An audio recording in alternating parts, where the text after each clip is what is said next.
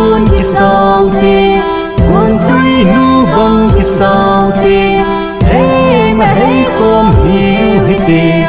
ui ba bất thiện số tê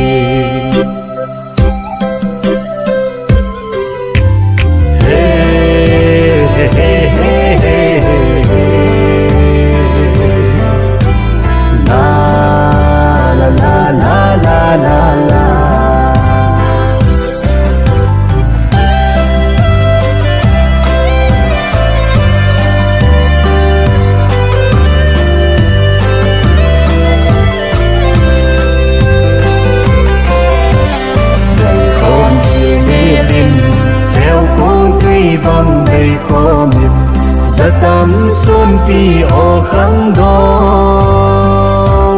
ibu nào vang